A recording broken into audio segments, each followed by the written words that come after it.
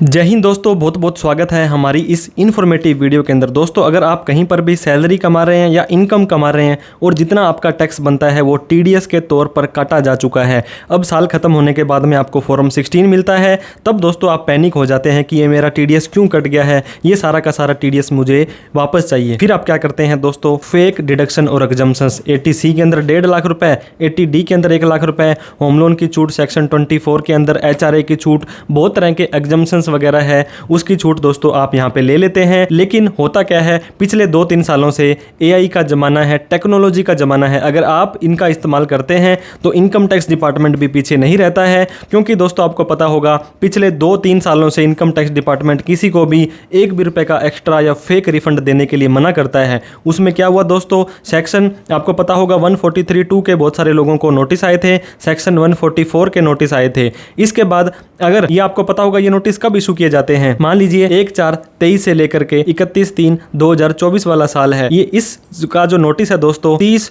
जून 2025 तक इशू किए जाते हैं। वो बहुत सारे लोगों का ऑलरेडी ये टाइम भी निकल चुका है और इनकी भी कुछ लिमिटेशन होती है। इसके बाद में 4 साल तक सेक्शन 148 के अंदर नोटिस भेजा जा सकता है और 6 साल तक भी भेजा जा सकता है अगर आपकी ट्रांजेक्शंस या इनकम की चोरी है वो 50 लाख रुपए से ज्यादा है। तो दोस्तों अगर आपका ये भी टाइम निकल गया है तो अभी रिसेंट के अंदर ही ये देखिए दोस्तों 22 जुलाई 2025 को ये DIN नंबर आपको नोटिस पर जरूर मिलेगा। अगर ये नोटिस पे नंबर नहीं है तो इसका मतलब आपका ये नोटिस फेक है। Summon to assessee witness under section 131(1)A income tax act 1961 की दोस्तों एक धारा होती है, सेक्शन 131(1)A, जिसके अंदर बहुत सारे लोगों को नोटिस जारी किए गए हैं। ये दोस्तों government of India, ministry of finance, income tax department, और यहाँ पे इनकम टैक्स का लोकल ऑफिस दिया गया है। यहाँ पे आपका नाम और एड्रेस, आपका पैन नंबर और असेसमेंट ईयर दिया गया है कि किस असेसमेंट ईयर से रिलेटेड है। इसमें लिखा है where your attendance is required in connection with the proceeding under section 1961 है, उसके अंदर यहाँ पे इन्होंने बोला है। और ये बोला है आप हमें पर्सनली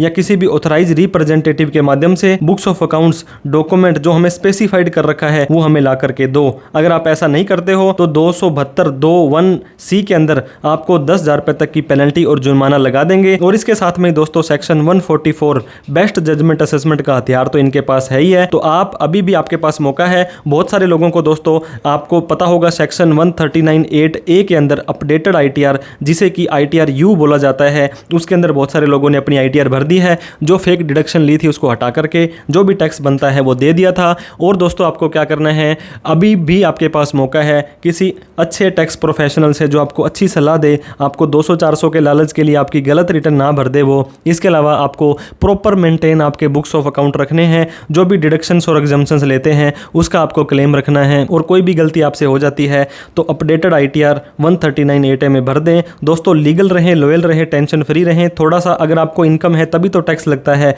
बहुत सारे लोगों को तो टैक्स भी नहीं लगता है। आप अपना AIS, TIS और फॉर्म 26 से जरूर चेक करते रहें टाइम पर। और दोस्तों किसी भी तरह की कोई प्रोफेशनल हेल्प आपको चाहिए हो तो आप हमें कॉल, मैसेज, व्हाट्सअप कर सकते हैं। Thank you so much. Legal रहें, लॉयल रहें। जय हिंद, जय भारत।